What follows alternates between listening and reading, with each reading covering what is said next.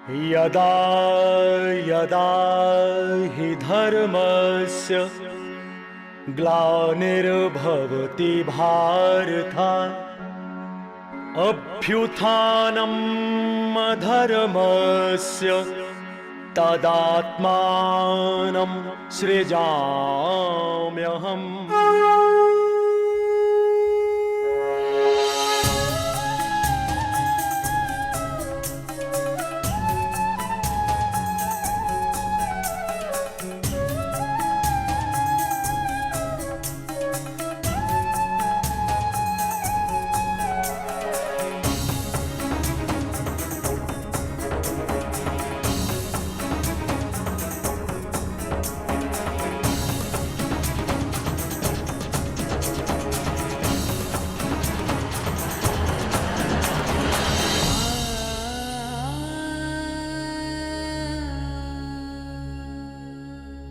कौन कल्पना कर सकता है आज कि यही वह धरती है जहां हजारों वर्ष पहले एक भीषण युद्ध लड़ा गया था, खून की नदियां बही थीं और अनेक प्रतापी राजवंशों का नाश हुआ था और अंत हो गया था एक युग का।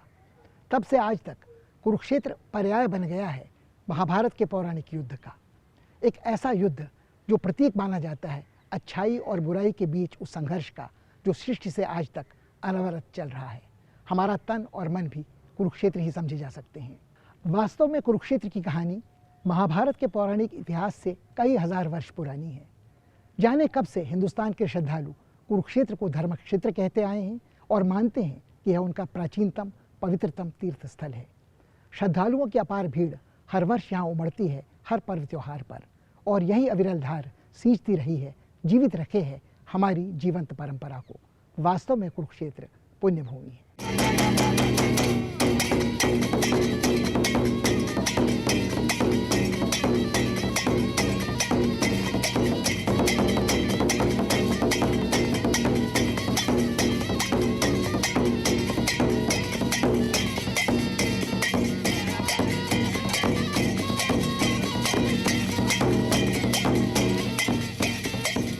हजारों वर्ष से सूर्य ग्रहण के अवसर पर एक बहुत बड़ा मेला कुरुक्षेत्र में लगता रहा है। आस्थावानों के अनुसार इस पर्व पर यहाँ स्नान करने से एक साथ कई सौ अश्वमेध यज्ञ कराने का पुण्य कमाया जा सकता है। सदियों से यह परंपरा चली आ रही है। No person with a kind of bad background, he had no place in this place.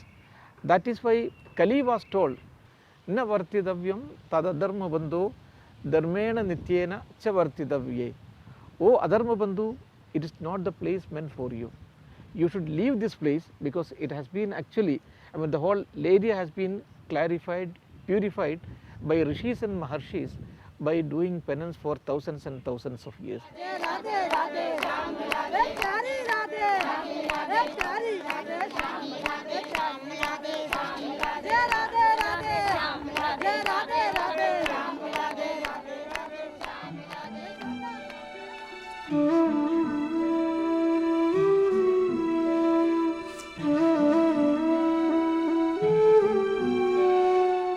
असंख्य तीर्थयात्री एक अविरल जलधारा की तरह कुरुक्षेत्र पहुंचते हैं, कुछ मन्नतें पूरी होने की कामना के साथ, तो कुछ पितरों के तर्पण के लिए, कुछ यात्री आंतरिक शांति की तलाश में आते हैं, तो कुछ साधना के मार्ग में लीन होने के लिए।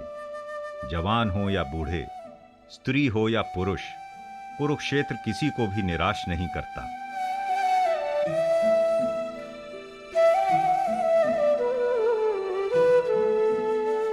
कुरुक्षेत्र धर्म का प्रतीक है। यह धर्म जो है कोई पुरानी बात नहीं है, कोई रूढ़ी नहीं है, कोई हमें पीछे धकेलने की संकल्पना नहीं है, परंतु हमें नित्य नूतन रूप से आगे बढ़ाने की जो संकल्पना है वो धर्म है। और इस धर्म को एक शुद्ध वैज्ञानिक रूप से हमारे ऋषि मुनियों ने, गुरुओं ने, आचार्यों ने इसको जो है बड़े दृढ़ कंठ से प्रतिपादित किया।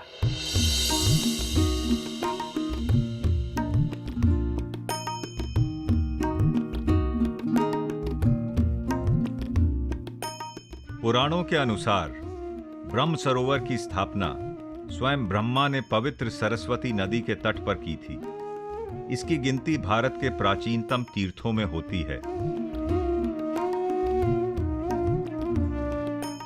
कहा जाता है कि मोक्ष का अभिलाषी यहाँ स्नान करने के बाद पुनर्जन्म के चक्र से छुटकारा पा लेता है।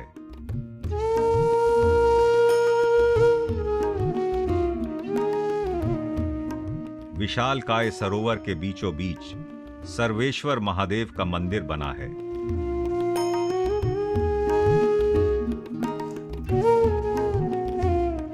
ब्रह्म सरोवर का वर्णन मुगल बादशाह अकबर के प्रिय साथी अबुल फजल ने एक छोटे से सागर के रूप में किया था।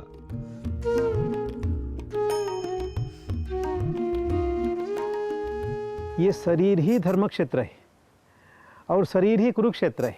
हर जन्म के हर क्षण में इसको धर्म क्षेत्र करना, यही ईश्वर का संदेश है मनुष्य मात्र के प्रति। गीता कहती है कि इदम शरीरम कौन्तेय क्षेत्रमित्य विधीयते एतद्यो वेत्ति तं प्राहु क्षेत्रज्ञ इति तद्विदा। इस शरीर को क्षेत्र कहा गया है और क्षेत्र में जो इनवेलिंग सेल्फ है, जो आत्म तत्व है, वह क्षेत्रज्ञ है। ये क्षेत्र और क्षेत्रज्ञ, इन दोनों का जब मिलन होता है तब जो है जीवन में उल्लास आता है, जीवन में हरियाली आती है। भद्रकाली का मंदिर भारत के 51 सिद्ध पीठों में से एक है। पौराणिक आख्यान के अनुसार सती की देह से दाहिनी टखनी कटकर इसी स्थल पर गिरी थी। जनसाधारण का विश्वास है कि देवी के सामने की गई मनोकामना अवश्य पूर्ण होती है।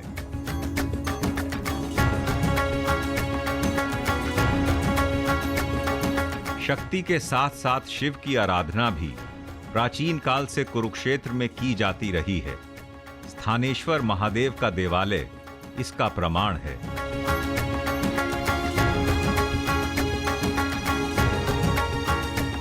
स्थानेश्वर शिव ही सम्राट हर्षवर्धन के इष्ट थे और उनकी राजधानी थानेश्वर का नामकरण इसी आधार पर हुआ था।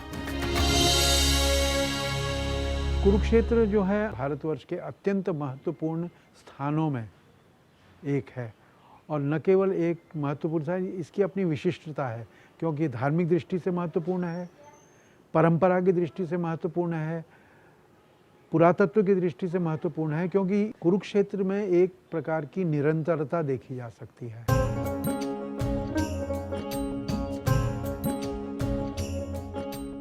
सन्निहित सरोवर का महात्म्य पुराणों में विस्तार से बतलाया गया है।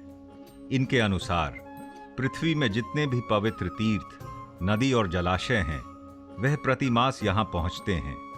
यहाँ स्नान करने वाले को एक साथ उन सभी में स्नान करने का पुण्य मिलता है।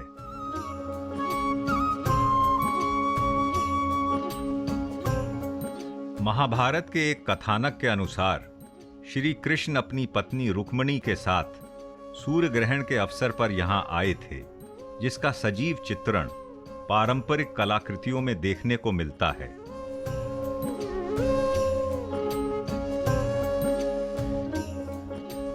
यहाँ श्राद्ध कराने से पितरों का मोक्ष भी सुनिश्चित माना जाता है।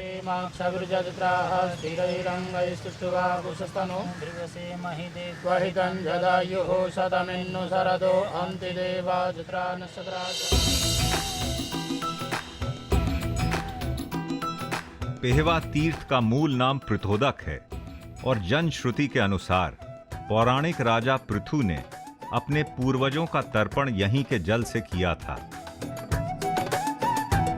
मान्यता है कि यह तीर्थ श्राद्ध के लिए गया से भी कहीं अधिक प्राचीन है।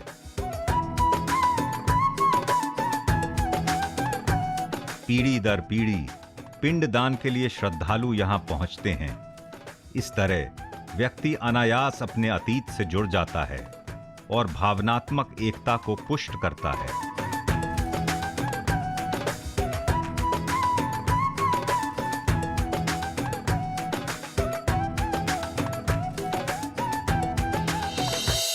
थानेश्वर में मैंने खुदाई करवाई थी लेट 80s में और कुषाण काल से लेकर के मैंने ईसा की पहली शताब्दी से लेकर के लेट मुग़ल पीरियड तक हमको एक कंटिन्यूस ऑक्यूपेशन मिला है। कई ऐसे साइट्स हैं जहाँ पुराने अवशेष मिले हैं which go back to the middle of the second millennium. Late Harappan से लेकर के लेट मुगल टाइम तक हमको इस एरिया में एविडेंस मिला है।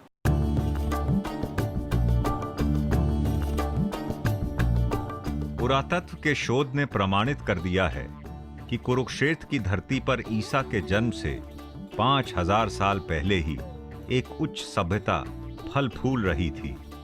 थानेश्वर तथा इसके आसपास की खुदाई में मिली सामग्री हड़प्पा की याद दिलाती है। The archaeology of Kurukshetra is actually very exciting. Some sites, some portions of the sites around Kurukshetra seem to go back to a pre-Harappan period perhaps. And then there are other portions of the site which have Kushan period foundations for buildings. I mean, taking all of that as a cumulative picture, it's undoubted that Kurukshetra has been constantly inhabited and in use as a site for at least about, I would say, about 5,000 odd years.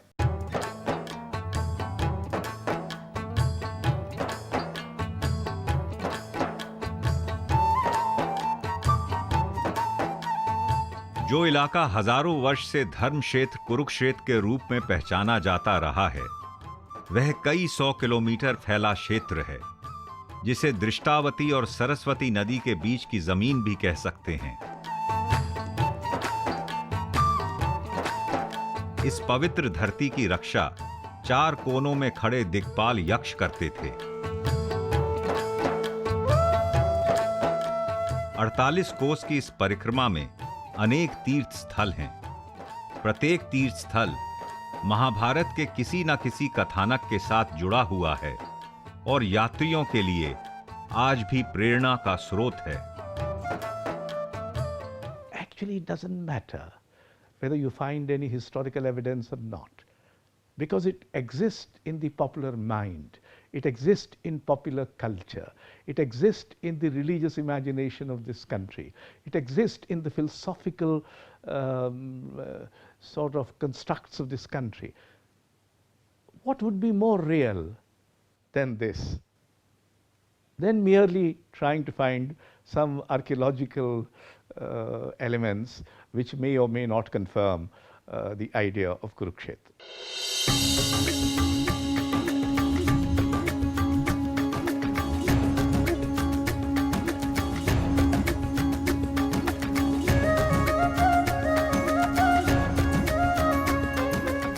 48 कोस परिक्रमा के दायरे में प्रतिष्ठित कुरुक्षेत्र के तीर्थ बेहद मनोरम हैं। इसमें अधिकांश का स्वरूप एक छोटे से कुरुक्षेत्र जैसा है। शांत सुरम्य वातावरण में हरियाली के बीच एक जलाशय और उसके तट पर बने देवालय देखते ही सारी थकान और तनाव दूर कर देते हैं। इन तीर्थों की उपस्थिति के कारण आसपास के पूरे इलाके के पर्यावरण को प्रदूषण से मुक्त रखना और उसका संरक्षण सहज संभव हुआ है। अनायास ही मन में श्रद्धा जागृत होती है।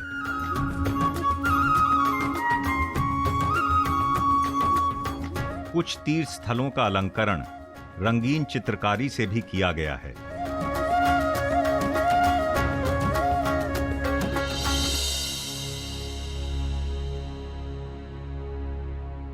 पिलग्रिमेज सेंटर तो ये रहा ही है और जाहिर है चाहे वो हमको पुरातत्व से कोई ऐसे प्रमाण मिले या न मिले, लेकिन लोगों की आस्था इसमें महाभारत को लेकर के है। हम परंपरा को या ट्रेडिशन को नकार नहीं सकते हैं। ये एक अनवरत चली आ रही परंपरा है।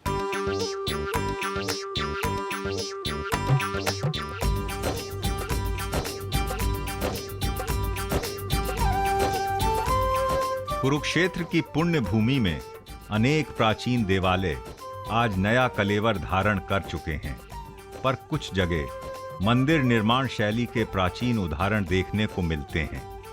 इन मंदिरों के शिखरों की सजावट दर्शनीय है।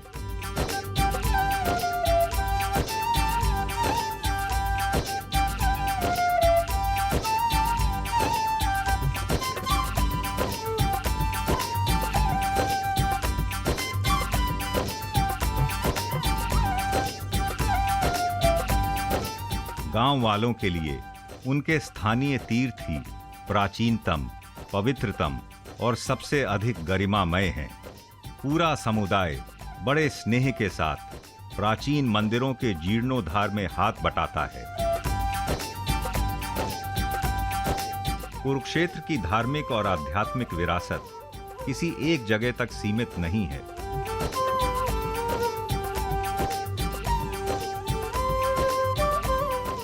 कुरुक्षेत्र एक छोटा शहर या कस्बा या जो है एक 48 योजन या 84 योजन का ये जो क्षेत्र माना जाता है, 84 कोस का क्षेत्र जो है, यह कोई एक फिजिकल लैंड नहीं है, परंतु यह एक स्पिरिचुअल लैंड है, एक सिंबॉलिक लैंड है। और यह जो संदेश है इसको लेने के लिए विश्व भर से अगर इतिहास को टटोलेंगे, कहाँ कहाँ से, कहाँ लाओस से राजा देवानिक आते हैं और जा करके यहाँ पर धर्म की शिक्षा करते हैं और जाके अपने लाओस में एक कुरुक्षेत्र बसाते हैं और वहाँ पर संस्कृत में शिलालेख स्थापित करते हैं।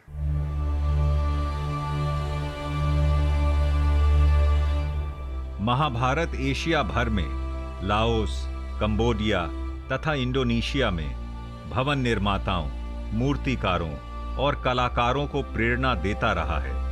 भारत से बहुत दूर देशों में भी कुरुक्षेत्र की महिमा बनी हुई है। Kurukshetra is not an isolated phenomenon.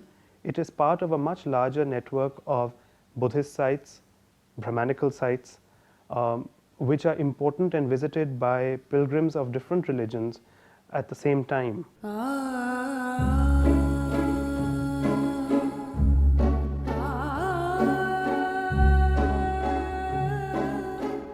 Kurukshetra और हरियाणा के अन्य स्थानों में पुरातात्विक शोध से यह बात प्रमाणित हो चुकी है कि यह भूमि बौद्ध धर्म का केंद्र रही है, शिक्षा और संस्कृति का गढ़। खुदाई में प्राप्त कुछ अवशेष महाभारत कालीन माने जाते हैं। यहाँ की ऐतिहासिक विरासत वास्तव में बहुत प्राचीन है। Professor B.B. Lal and many other archaeologists, they went to all these places that have been referred in Mahabharata and referred in Ramayana also. They explored the entire area, the entire Kurukshetra they have explored, the entire Hastinapura they explored, and then it was systematically excavated also. So in all these places, at the lowest level of the this one, there, we could get a pottery known as PGW. PGW technically it means painted graveware, but at the same time, it is popularly known as Mahabharat pottery. So if you connect all these places, if you excavate the places that are connected with Mahabharata, you get this pottery at all the places that have been associated with Mahabharata.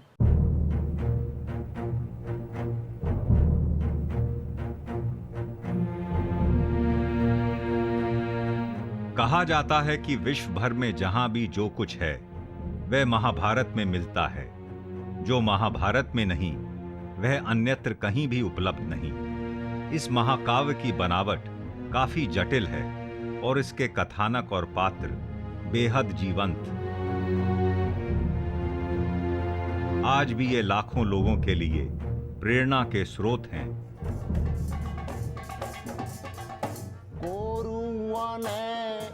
समझा करते आहा अपने कैसे भाई, बेईमान ने मैं नाश करा लिया, मैं पकड़ी नरमाई, गैर समझ के बैर बांध लिया, सभा में बहू बुलाई, आके जीना से उन मर्दा का जिनकी दुखी लुगाई रे, जिनकी दुखी लुगाई।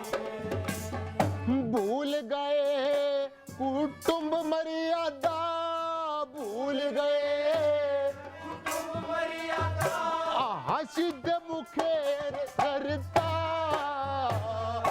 देख देख पुरुषा का जी डरता रहे, पुरुषा का जी डरता।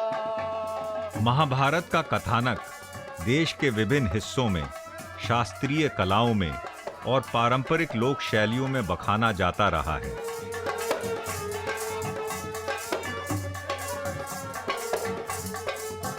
अलग अलग शैलियों की चित्रकारी के साथ साथ इसका रसास्वादन लोक संगीत और लोक नृत्य में भी किया जाता है।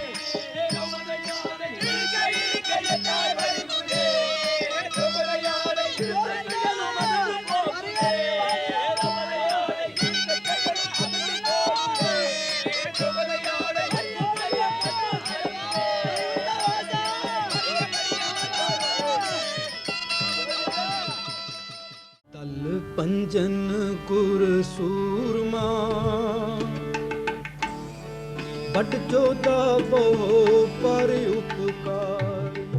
एक प्रमुख तीर्थ और सिद्ध साधना स्थली के रूप में कुरुक्षेत्र की पहचान के कारण सिख गुरु यहाँ पधारते रहे और उनकी चरण रज को आदर देने के लिए जिन गुरुद्वारों की स्थापना यहाँ की गई वह सभी संप्रदायों के लिए आदरणीय है।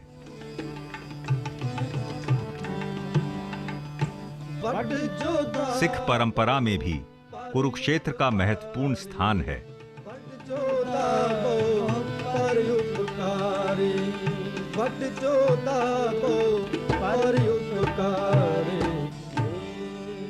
कुरुक्षेत्र सदियों से आकर्षित करता रहा है, एक शक्तिशाली चुंबक की तरह उन सभी लोगों को जिन्होंने अपने लिए आध्यात्मिक साधना का मार्ग चुना है।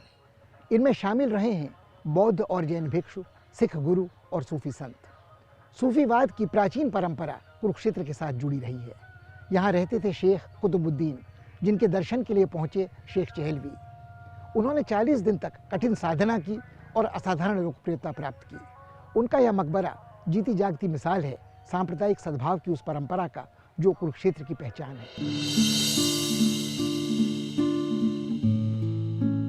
कुरुक्षेत्र आदिकाल से ही देश के इतिहास के प्रसिद्ध राजमार्ग उत्तरापथ पर स्थित होने के कारण तीर्थ यात्रियों के लिए ही नहीं, देशी विदेशी व्यापारियों और शासकों के लिए भी महत्वपूर्ण रहा है। सूफी संतों की गद्दियों ने इसे और भी ज्यादा आकर्षक बना दिया। शेख चहली का मकबरा उस सराय के अहाते में बना है जिसका निर्माण शेरशाह सूरी ने करवाया था।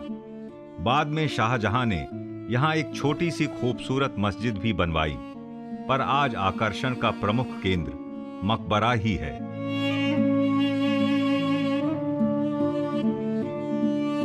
इसका निर्माण ईरानी शैली में किया गया है और मुख्य भवन एक 4 बाग के बीचों बीच बना है।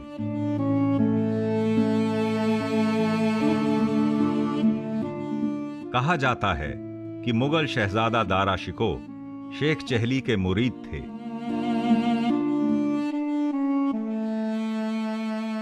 Site has actually lived on in its importance, both as a practically in terms of what we know about the site, as well as from archaeological perspective, but as well as in mythic perspectives. Of course, there one can just not deny the importance of the site. Whether you look at the Manusmriti references to the site or the Mahabharat's references to the site to try and prove its antiquity, it's certainly there.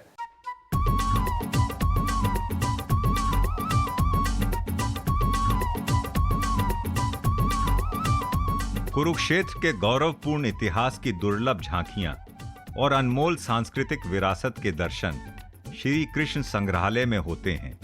पुरातात्विक सामग्री और सुंदर मूर्तियों के अलावा यहाँ महाभारत और कृष्ण कथा से प्रेरित कलाकृतियों का अनोखा भंडार है। हर दिन दर्शकों का तांता लगा रहता है। यहाँ भी वह उतने ही श्रद्धा भाव से आते हैं और भाविल होते हैं जितना किसी दूसरे तीर्थ स्थल पर।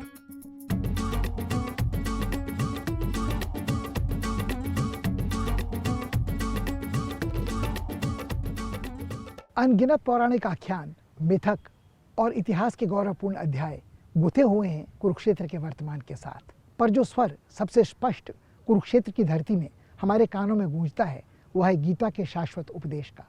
यही कुरुक्षेत्र का संदेश है।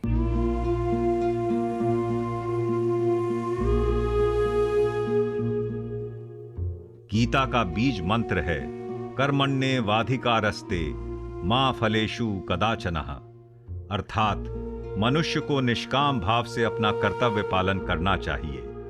योग कर्मशु कौशलम में भी यही सीख दोहराई गई है।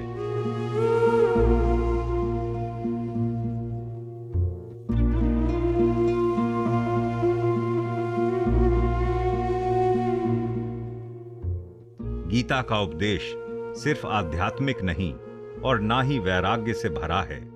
सांसारिक जीवन संतुलित ढंग से जीने की और इससे भी ऊपर निस्वार्थ जीवन की शिक्षा इसमें दी गई है।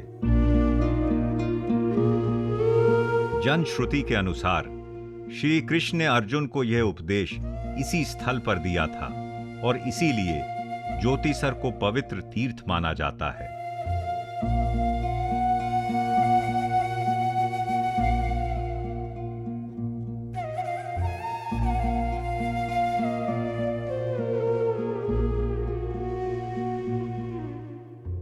Kurukshetra in this geographical sense exists there or not, according to me, is irrelevant. It exists where it ought to exist. That is, in the Indian imagination, in the Indian creativity, in the Indian perception of the cosmos, the Indian view of violence, war, destruction, victory, defeat. As long as it exists there, it is perennial, it is eternal.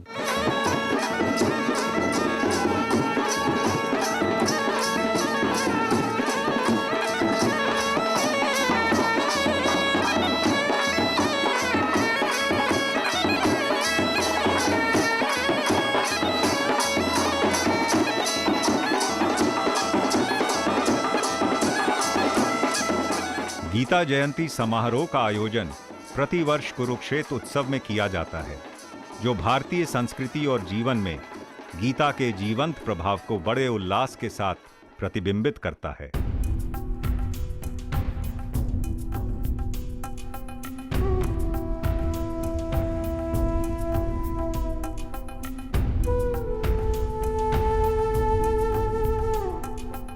जाने कब से समय की लहरों पर आस्था के ये दीप इसी तरह प्रवाहित होते रहे हैं और भविष्य में भी प्रवाहित होते रहेंगे। अज्ञान और मोह के अंधकार को नष्ट करने वाले विवेक के आलोक में ही मनुष्य का प्रयास सार्थक होता है।